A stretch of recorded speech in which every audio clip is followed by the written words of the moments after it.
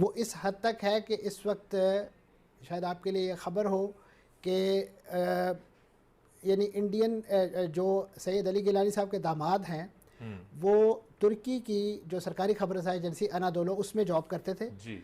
और Indian embassy के शदीद दबाव के नतीजे में तुर्की मजबूर हुआ है उनको अब जॉब से निकालने पे। ये तो बहुत ही और तशवीशनाक और काबिल ये वो तुर्की है कि जिसको हम खिलाफत का हरकारा और सब कुछ बनाए बैठे हैं। तो कितनी को हमारी रिस्पेक्ट है, बाहर बिल्कुल भी कोई रिस्पेक्ट नहीं है। हमें पाकिस्तान का तो नामो निशान खत्म हो ऐसे हमें अपने आप को एज अ पाकिस्तानी जो है वो इंट्रोड्यूस करवाते हुए भी 100 बातें सुननी पड़ती हैं। वो मुल्क जो हमारे साथ ही वजूद में आया उसमें आज तक एक भी मार्शल लॉ नहीं लगा और आज तक वहाँ पे जुडिशरी को जिस तरीके से रिस्पेक्ट दी जाती है और जिस तरीके से पार्लियामेंट और सारे इंस्टीट्यूशन अपनी अपनी जगहों पे कायम रहते हैं, सीखने में तो कोई हर्ज नहीं है। कोयटा के कंधारी बाजार में धमाका हुआ है। धमाके से मुताबिक गाड़ियों को आग लग गई। धमाके में 4 अफराद जाम भाग हुए हैं। 9 माह से इंतजार में है कौम, कब स्टाफ लेवल का मुआहदा होगा, कब कर्ज मिलेगा, कब दोस्त ममालिक के साथ किस्तें आएंगी, कब पाकिस्तान के अंदर कारोबार खुल सकेगा। माय डियर कंट्रीमैन, अपनी आंखों को खोलो। You are very foolish. आप में से किसी को इकोनॉमिक्स का ई भी नहीं पता। ये आप लोगों की ट्रस्ट डेफिसिट का ये आलम है। ये लोग जलते तवे पे बैठ जाएं, ये मईशत को ठीक नहीं कर सकते, लोग भरोसा नहीं करते। हालात का तकाजा ये कि पाकिस्तान को इंडिया से मदद ले लेनी चाहिए। हाँ, तो ले लेनी चाहिए पाकिस्तान को इंडिया से। जिस तरह के पाकिस्तान के हालात चल रहे हैं तो मेरे ख्याल से सारी दुश्मनियों को छोड़ के उनको हाल बढ़ा लेना मैम चाहिए। हमारी इंडिया से दुश्मनी अपनी आइटिनरी यानी कि अपना शेड्यूल निकाल दिया है और उस शेड्यूल पे चाइना और पाकिस्तान दोनों परेशानी। अगर इन ममालिक ने भी अटेंड कर ली तो फिर तो हमारे पास कुछ रह नहीं जाता दुनिया को दिखाने के लिए। 70 साल की गेम एक दिन में ताश के पत्ते की तरह गिरेगी रोहित भाई। और इसी बात का डर है पाकिस्तान को। इंडिया दुनिया की चंद बड़ी इकोनॉमीज में से है और इंडिया की इकोनॉमी बहुत रैपिडली ग्रो कर रही है। नमस्कार दोस्तों, जय Hind. Now Hindustan speak channel में आपका स्वागत है। आज हम आपको बताने वाले हैं कि भारत के जम्मू कश्मीर श्रीनगर में G20 समिट होने वाला है। इसमें पाकिस्तान और चाइना को इनवाइट किया गया है, लेकिन पाकिस्तान और चाइना हमेशा G20 समिट में नहीं रहते हैं, क्योंकि जब अरुणाचल प्रदेश में G20 समिट हुआ था वहाँ पे चीन पार्टिसिपेट नहीं किया था कि पाकिस्तान पार्टिसिपेट नहीं किया था। दूसरी तरफ पाकिस्तान इंटरनेशनल में जाके हमेशा बोलता था कि कश्मीर में नेट का इशू है और कश्मीर लोगों के ऊपर जुर्म होता है, उनको अच्छा फैसिलिटी नहीं दिया जाता है इंडिया की तरफ, और हर जगह आर्मी डिप्लॉय किया गया है। लेकिन अभी फॉरेन डेलीगेट्स जम्मू कश्मीर में आएंगे G20 समिट में तो उनको पता चलेगा कि जम्मू कश्मीर में ऐसा कुछ नहीं होता है और कश्मीर लोगों को फुल फ्री छोड़ा गया है और नेट का फैसिलिटी भी है और उनके ऊपर कोई प्रावधान भी नहीं रहता है।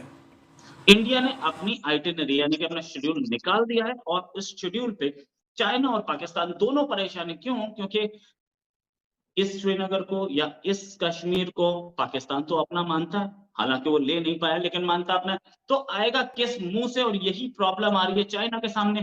क्यों? क्योंकि शहद से मीठी वो दोस्ती कहीं ना कहीं अटकती है। ये दोस्ती एक दूसरे की मजबूरी की भी है। ये जो G20 श्रीनगर में हो रहा है, पहले तो ईटानगर में हुआ जी, इन्होंने बाइकआउट कर दिया, ठीक है, कर दिया, बड़ा अच्छी बात है। अब श्रीनगर से भी इनको परेशानी है। क्या परेशानी है इनको? रोहित भाई,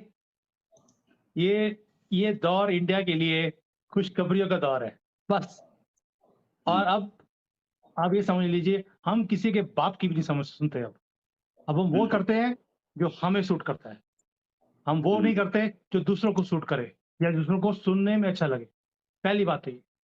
दूसरा, आपने बोला कि भी पाकिस्तान को परेशानी है कि वो कि श्रीनगर के अंदर ये समिट हो रहा है और वो आएंगे तो किस मुंह से आएंगे। पहली बात तो ये छोटे मोटे भिखारी मुल्कों को हम G20 में बुलाते नहीं है।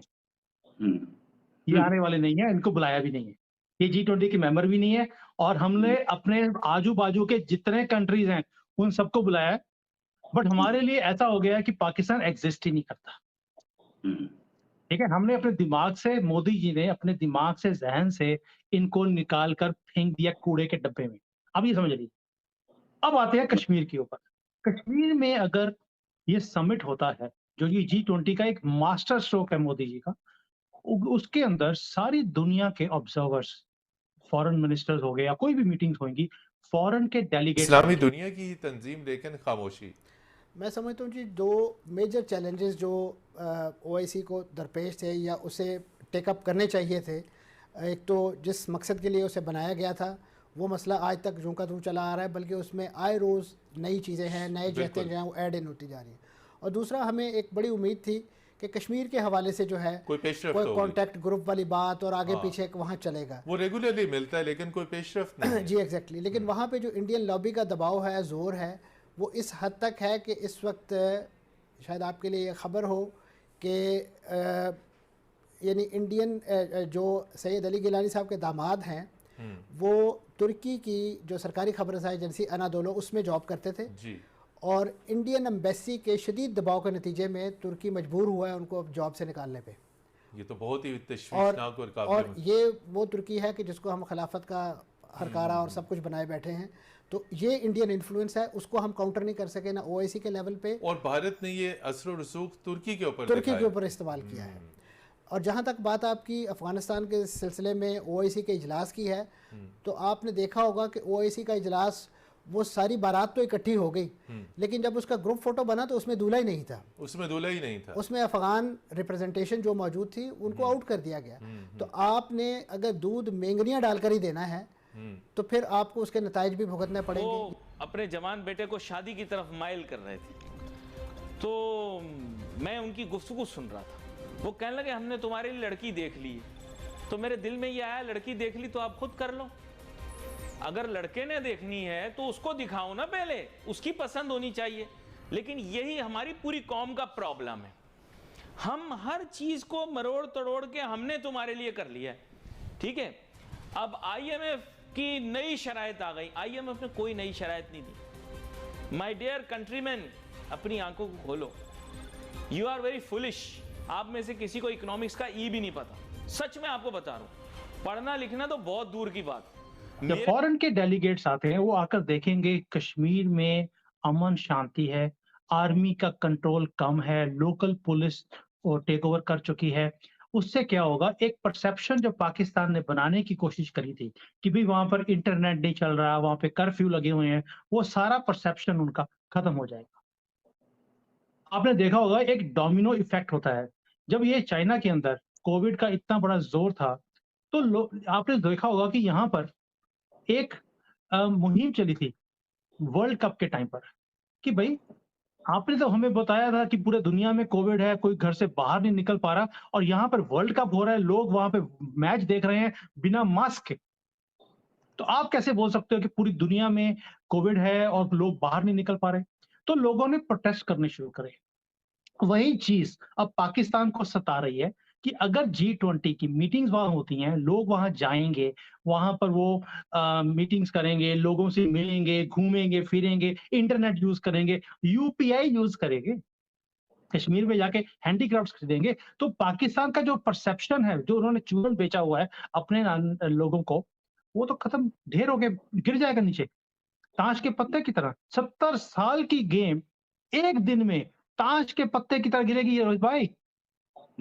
और इसी बात का डर है पाकिस्तान को।